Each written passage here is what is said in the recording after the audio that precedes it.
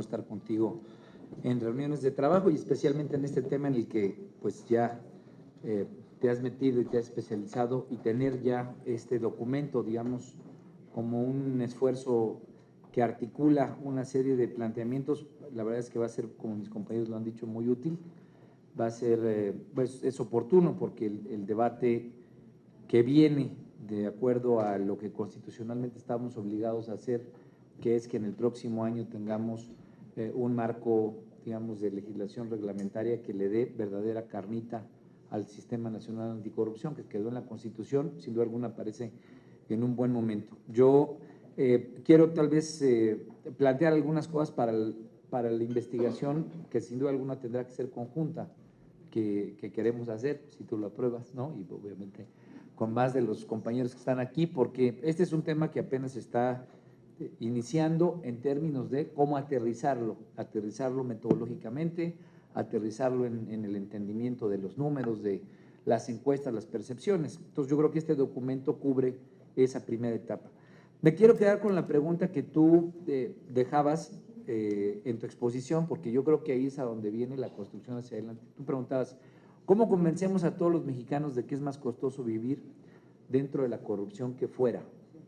Y yo creo que ahí es a donde está, y por eso quiero decir que siendo este libro un primer avance bueno, creo que se queda muy corto en que podamos lograr ese convencimiento. Yo en varias ocasiones en las discusiones del Sistema Nacional Anticorrupción usé el ejemplo de Ayotzinapa como un ejemplo de corrupción. En la narrativa y en nuestra identificación colectiva, el tema de Ayotzinapa no es un tema de corrupción. Sí es un tema de violación de derechos humanos, es un tema, digamos, un problema terrible, pero no es un problema de corrupción en la percepción que socialmente tenemos de la corrupción. Y el libro se queda precisamente en esa primera etapa. Analiza cuánto cuesta, cuál es el costo del Producto Interno Bruto, que si son actores privados son públicos. Pero me parece que Ayotzinapa es un tema que hay que ver en esa dualidad, en la de corrupción e impunidad, porque el servicio público encargado de cuidar a los ciudadanos fue, en representación de los policías, el que secuestró a los jóvenes, se los entregó a sicarios y los asesinaron. Ese es un acto de corrupción.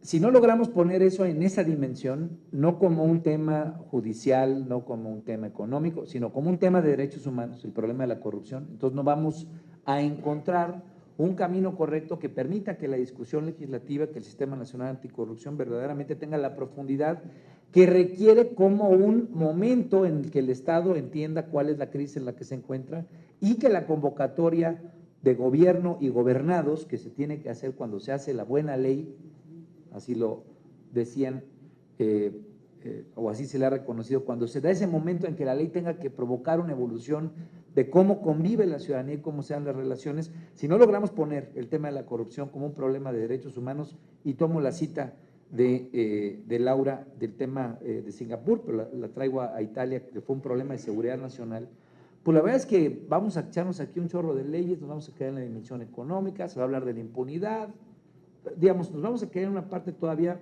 muy pequeña del problema de lo que significa la corrupción. Por eso creo que es importante tener ese ejemplo, que es un ejemplo, un estudio de caso práctico, desafortunado, terrible, preocupante como lo fue Ayotzinapa, pero que es el ejemplo de lo que después ocurrió en Chilapa, también en mi tierra, autoridades omisas, permitiendo que grupos delincuenciales secuestraran y asesinaran a gente, y que es el problema de fosas clandestinas en Durango, o es el problema de que se escuche que en Tamaulipas esto ocurrió con migrantes, o que en Michoacán esto exista. Es decir, si no ponemos en esa dimensión el problema, pues todos no vamos a poder tomar las decisiones y las acciones en la ley y en la transformación institucional y de relaciones sociales que existe. Entonces yo quiero dejarlo eso en contexto, porque en 1992, cuando Italia le entró a este tema en esa lógica, sacó a toda la clase política.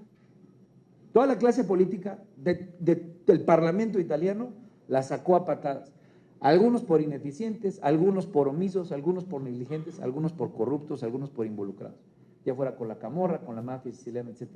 Bueno, fueron 1,200 casos los que tuvo en términos de violaciones de derechos humanos Italia. Aquí tuvimos una contabilidad de 100,000 en un sexenio. Entonces, digo, creo que esa reflexión es importante porque esa me parece que es la que genera una capacidad colectiva de darle una respuesta contundente. ¿Cómo convencemos a todos los mexicanos que es más costoso vivir dentro de la corrupción que fuera? Entonces, me parece que este primer avance, siendo significativo, tendríamos que pedirle en la capacidad y la inteligencia y sobre todo la pasión que en este tema le ha agarrado tú, María Amparo, y el equipo con el que estás trabajando. Y me parece que en ese mismo contexto hay que tener el tema de la corrupción política, porque el documento no se mete, o lo mete ahí medianamente, inclusive cuando plantea el ángulo político.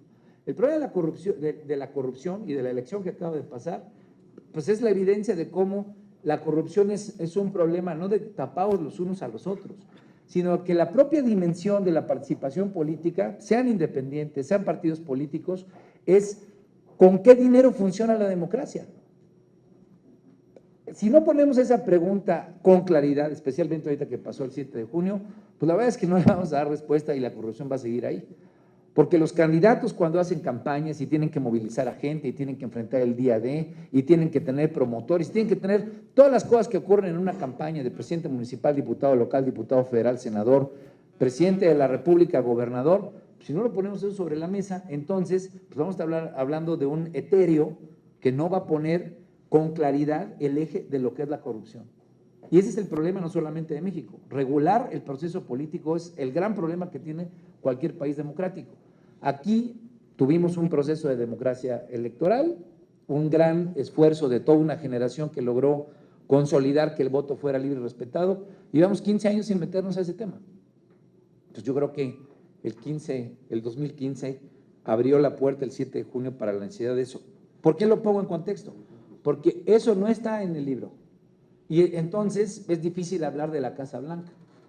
Si el libro no lo considera, entonces no entendemos cómo funciona este ciclo en el que un proveedor o un constructor tiene una relación política con un político, en este caso el más encumbrado, la presidencia de la República, y precisamente por una serie de relaciones políticas previas de apoyo, pues lleva a tener la casa del presidente de la República en una relación de contubernio. O los moches. ¿Por qué ocurren los moches? Pues ocurren porque los diputados quieren tener dinero porque tal vez después quieran hacer otra cosa. Entonces yo creo que este planteamiento es importante dejarlo, porque si no, entonces ni la parte, digamos, de derechos humanos, seguridad nacional, ni la parte de corrupción política la podremos avanzar. Lo quiero dejar aquí sembrado porque en la construcción del sistema que viene, y yo sé que ahí vamos a poder trabajar mucho juntos, yo creo que aquí lo que hay necesidad es de construir una suerte de contracultura. O sea, contestándole a Peña Nieto, que dijo que era un tema cultural, hay que construir un movimiento social de contracultura. Y no se puede quedar en el Senado de la República o en que aquí pensemos que vamos a hacer un buen marco jurídico. Yo creo que este es el tema que puede generar una gran movilización social. No una movilización social, estoy pensando en un tema disruptivo, como luego se preocupa la gente cuando alguien de la izquierda lo plantea.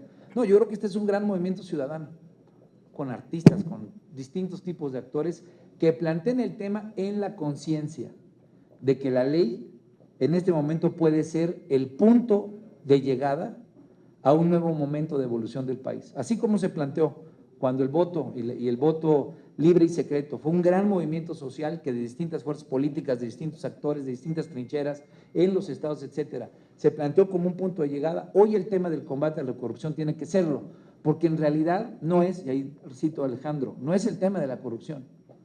Los estudios de humor social, la gente no se indigna por la corrupción, la gente se indigna por la impunidad. Porque ahí donde identifica que hay un acto de corrupción, ahí identifica que hay un funcionario que se robó un yate y está anclado en Acapulco, ahí identifica que un gobernador tiene N cantidad de terrenos, lo que le indigna a la gente, y es lo que indican por lo menos, repito, los indicadores de humor social, es, oye, pues si lo están viendo y no están haciendo nada. Entonces me parece que puesto en estos tres ángulos, sin duda alguna el trabajo que podemos hacer contigo, María Amparo, obviamente con el IMCO y con varios de los camaradas que están aquí, sí podemos hacer un nuevo momento en que la ley se convierta en un punto de llegada para un nuevo momento de evolución del país. Muchas gracias. Gracias, senador.